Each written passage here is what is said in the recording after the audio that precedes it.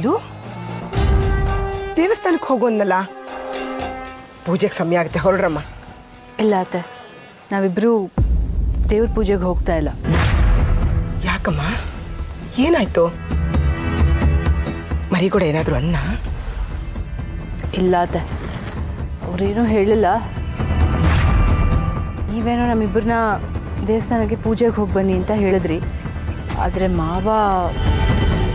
ಮಾವ ಅವ್ರೇನಂದ್ರು? ಅವರು ದೇವಸ್ಥಾನಕ್ಕೆ ಸಿದ್ದು ಮತ್ತು ಭಾವನಾನೇ ಹೋಗಿ ಪೂಜೆ ಮಾಡಿಸ್ಕೊಂಡು ಬರಲಿ ಅಂತ ಹೇಳಿ ಅವ್ರನ್ನೇ ಕಳಿಸಿದ್ದಾರೆ ಅತ್ತೆ. ಅಂದರೆ ಅವರಿಬ್ಬರನ್ನ ದೇವಸ್ಥಾನಕ್ಕೆ ಹೋಗು ಅಂದ್ರ? ಇಷ್ಟು ವರ್ಷದಿಂದ ಈ ಮನೇಲಿ ಮಗು ಆಗಲಿಲ್ಲ, ದೇವಸ್ಥಾನಕ್ಕೆ ಹೋಗೋನು ಪೂಜೆ ಮಾಡಿಸ್ಕೊಂಡು ಬರಲಿ, ಈ ಮನೆಗೆ ಒಳ್ಳೇದಾಗಲಿ ಅಂತ ಆಸೆ ಪಟ್ಟರೆ ಅವ್ರು ನನಗೆ ಯಾವ ಮಾತಕ್ಕೂ ಬೆಲೆ ಕೊಡಲ್ಲ. ಇರು, ಅವ್ರನ್ನೇ ಕೇಳ್ತೀನಿ ನಾನು.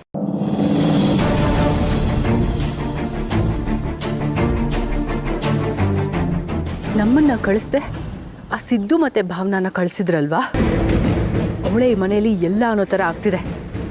ಇಲ್ಲ, ಇದನ್ನ ಹೀಗೆ ಬಿಡಬಾರ್ದು, ಬಿಡಲ್ಲ ನಾನು.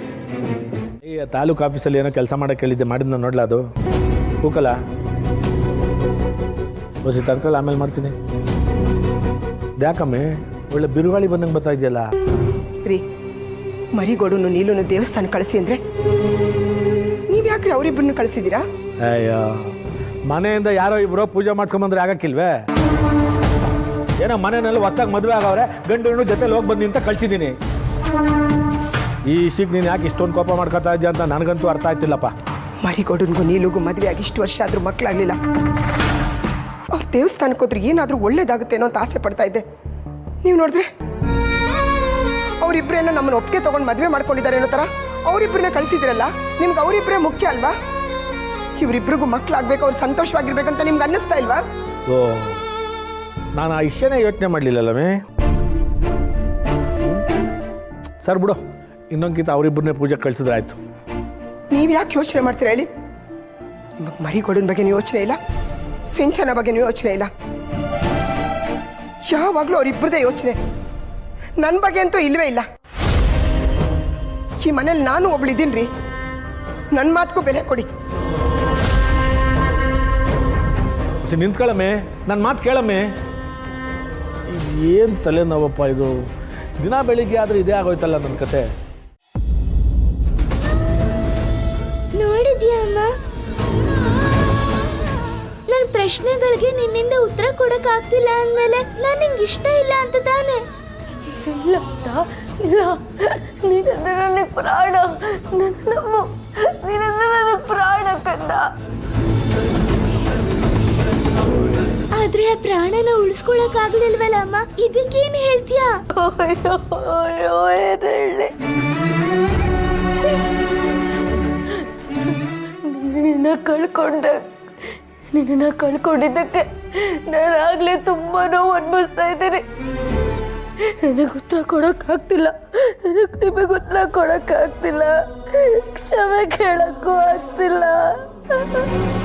ಜೀವನ ಹೋದ್ಮೇಲೆ ಕ್ಷಮೆ ಕೇಳಿ ಏನ್ ಪ್ರಯೋಜನ ಅಮ್ಮ? ನೀನೇ ನನ್ನನ್ನ ಕೊಂದಿದ್ದು.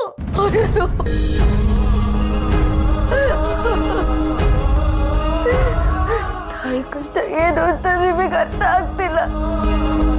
ತಾಯಿ ಹಾಗೂ ಕನ್ಸ್ ಕಂಡವಳಿಗೆ ಮಗು ಕಳ್ಕೊಳಕ್ ಇಷ್ಟ ಇರುತ್ತಾ? ನಿನ್ನ ನಾನು ಸಾಯಿಸಿಲ್ಲ ಕಂದ, ನನ್ನ ನಂಬು, ನಿನ್ನ ನಾನು ಸಾಯಿಸಿಲ್ಲ.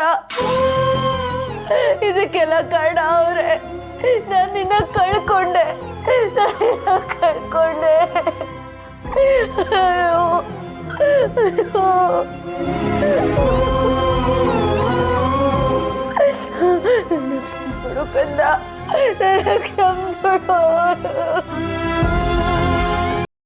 ಇಲ್ಲ, ಎಲ್ರು ಹೇಳ್ತಿದ್ದಾರೆ ನನ್ನ ಕೊಂದಿ ನೀನೆ. ಸುಳ್ಳು ಹೇಳ್ತಿದ್ಯಾ? ನನ್ನ ಕೊಂದಿ ನೀನೆ, ನನ್ನ ಕೊಂದಿ ನೀನೆ.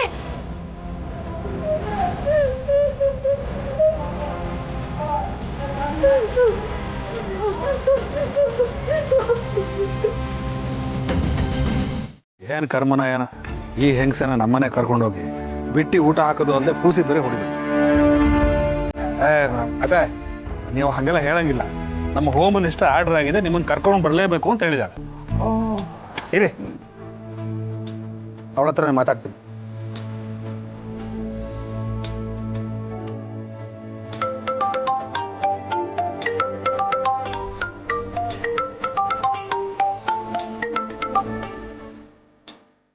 ಹಲೋ, ಏನ್ರಿ ನೀವು ಇನ್ನು ಫೋನ್ ಮಾಡೋದ್ರಲ್ಲೇ ಇದ್ದೀರಾ? ಎಷ್ಟೊತ್ತಿಗೆ ಬರ್ತೀರಾ? ಅಯ್ಯೋ, ಇಲ್ಲೇ ಬಂದಿದ್ದೀನಿ ಕಣೆ. ನಿಮ್ಮಮ್ಮ ಬರೋದಿಲ್ಲ ಅಂತ ಹೇಳ್ತಿದ್ದಾರೆ. ನೀವೇ ಮಾತಾಡು. ತಗೋ ಮಾತಾಡಿ. ಹಲೋ ವೀಣಾ. ಅಮ್ಮ, ಏನಮ್ಮ ನೀನು? ಎಷ್ಟು ದಿವಸ ಆಯ್ತು ನೀನು ನೋಡಿ. ಇವತ್ತು ಹಬ್ಬ ಬೇರೆ. ನಿನ್ನ ಇಲ್ಲಿ ಕರ್ಕೊಂಬರ್ಲಿ ಅಂತ ನಮ್ಮನೆಯವ್ರನ್ನ ಅಲ್ಲಿವರೆಗೂ ಕಳ್ಸಿದ್ರೆ ನೀನ್ ಬರಲ್ಲ ಅಂತ ಹೇಳ್ತಿದೀಯಂತೆ. ಯಾಕಮ್ಮ? ಅದು ಹಾಗಲ್ಲ ಕಣೆ, ಕೆಲಸ ಇದೆ ಅಂತ ನಿನಗೂ ಗೊತ್ತಲ್ವಾ. ಹಬ್ಬ ಬೇರೆ, ರಜಾ ಕೊಡಲ್ಲ ಯಾರೂ. ಅಮ್ಮ, ಏನಮ್ಮ ಹಬ್ಬದ ದಿನನೂ ಕೆಲಸ ಅಂತಿರ್ತೀಯ? ಇಷ್ಟೊತ್ತಿಗೆ ಒಂದು ಹಂತದ ಕೆಲಸ ಮುಗ್ದಿರುತ್ತೆ ತಾನೆ. ಬಾ ಅಮ್ಮ. ಅಲ್ಲ ಕಣೆ, ಅರ್ಥ ಮಾಡ್ಕೋ ಸ್ವಲ್ಪ. ಅಮ್ಮ, ನಿನ್ ಮಗಳು ನಾನು ಕರೀತಿದ್ದೀನಿ, ಬಾ ಅಮ್ಮ. ಸರಿ ಆಯ್ತು, ಬರ್ತೀನಿ. ಸರಿ, ಬೇಗ ಬನ್ನಿ. ಆಯ್ತು, ರೆಡಿಯಾಗಿ ಬರ್ತೀನಿ. ಸರಿ ಸರಿ ಸರಿ, ಬೇಗ ಬನ್ನಿ. ಹೆಂಗೋ ವೇಸ್ಟ್ ಆಗಿ ಈ ಹೆಂಗಸನ್ನ ಮನೆ ಕರ್ಕೊಂಡು ಹೋಗ್ತಿದ್ದೀನಿ. ಕಸದಿಂದ ರಸ ಅನ್ನೋ ಹಾಗೆ ಈ ಹೆಂಗಸನ್ನ ಮನೆ ಕರ್ಕೊಂಡು ಹೋಗಿ ಯಾವಾಗಲೂ ಅತ್ತೆ ಮಾವನ ಪರನೇ ಮಾತಾಡೋ ನನ್ನ ಹೆಂಡ್ತಿನ ನನ್ನ ಪರ ಮಾತಾಡೋ ಹಾಗೆ ಮಾಡ್ಕೋಬೇಕು. ಅತ್ತೆ ರೆಡಿನಾ? ಬನ್ನಿ. ಬಂದೆ. ಬನ್ನಿ.